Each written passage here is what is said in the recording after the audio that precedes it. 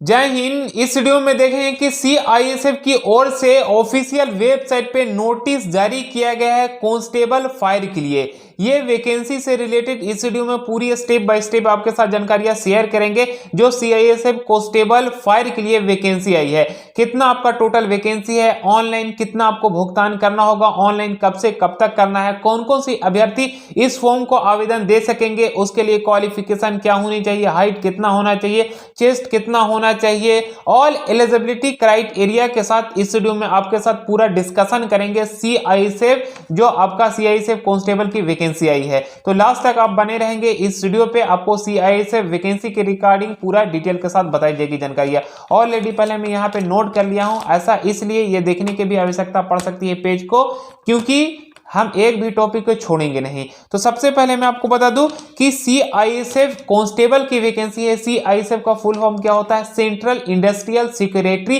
Force होता है। इसमें भी आपका देखिए, कोई सा भी फौज होता है या कोई सा भी पोस्ट होता है ना, या जिस विभाग में आप जा रहे हैं, तो सभी विभाग में अलग अलग आपका पोस्ट होता है। एक आपका लोअर पोस्ट होता है, उसके बाद आपका अपर पोस्ट, मतलब पोस्ट बढ़ते जाएगा, ऑफिसर ग्रेड तक पोस्ट होती है। तो वैसे ही सीआईएसएफ के बारे में आप जानते हैं, ये जो आपका पोस्ट है वो आपका कांस्टेबल फायर के लिए है।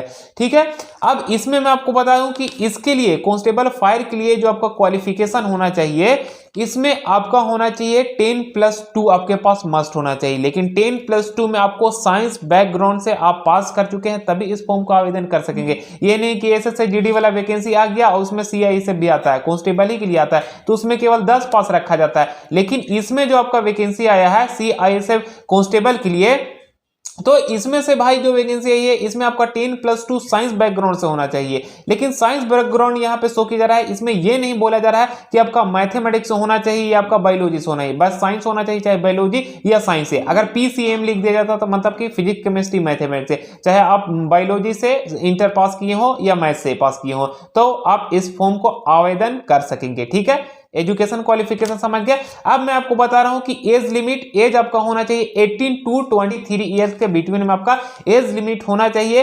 हालांकि ये नोटिस मेरे वीडियो के डिस्क्रिप्शन में देखने को मिल जाएगा, इसमें आपका एज लिमिट का छूट दिया गया है कि नहीं वो आप देख सकते हैं। ठीक है, उसके बाद मैं आपको बता रहा हूं कि इसमें टोटल जो वैकेंसी है वो आपका टोटल वैकेंसी है 1149 टोटल वैकेंसी है। अब इसमें मैं आपको बता रहा हूं कि एज लिमिट का कट ऑफ, एज लिमिट के बारे में तो जान गए कि 18 से 23 साल के बीच में होना चाहिए, लेकिन एज लिमिट का कट ऑफ मैं आपको बता रहा हूं कि ये दोनों डेट के बीच में अगर आपका जन्म तिथि है तब आप इस फॉर्म को आवेदन दे सकते हैं। तो कौन दोनों डेट के बीच में, ध्यान से अभी आप सुनेंगे। 5/3/1999 से लेकर 4/3/2004 के बीच में। क्या? 5/3/1999 से लेकर 4/3/2004 के बीच में अगर आपका जन्म तिथि है तब आप इस फॉर्म को आवेदन दे सकते हैं।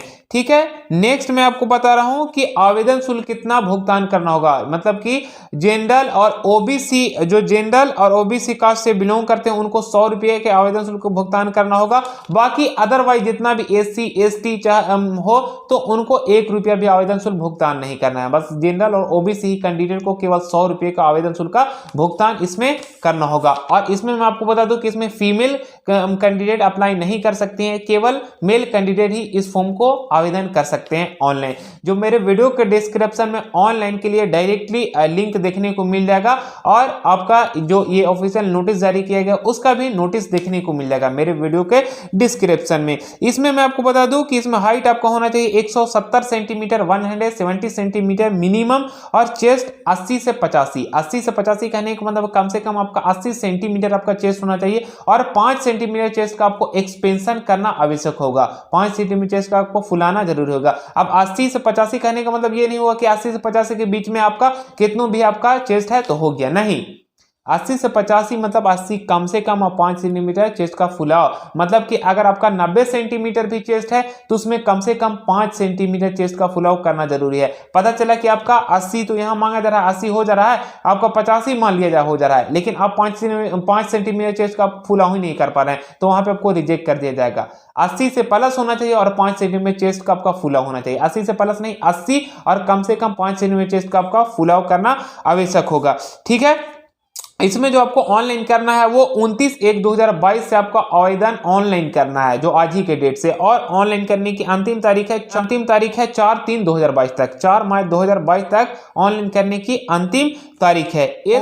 एज लिमिट के बारे में समझ गए और कौन सा कैंडिडेट को कितना आवेदन शुल्क भुगतान करना वो भी समझ गए। टोटल वैकेंसी 1149 है, वो भी आप देख चुके हैं। ऑनलाइन कब से कब तक करना है, कौन सी पोस्ट है वो भी आप समझ गए। आपका क्वालिफिकेशन मतलब ऑल एलिजिबिलिटी क्राइटेरिया भी अभी आप देख चुके हैं। और मैं आपको बता दूं कि पे जो एग्जाम फी का लास्ट डेट है, जब आप आवेदन शुल्क भुगतान करेंगे तो उसके लिए भी लास्ट डेट होगा ना, तो उसके लिए लास्ट डेट भी है आपका 4/3/2022 तक। ठीक है, तो आई होप जो मैं आपके साथ जानकारियां शेयर किया, जो CISF में जो वैकेंसी आई है वो आपको अच्छे ढंग से समझ में आ गया होगा।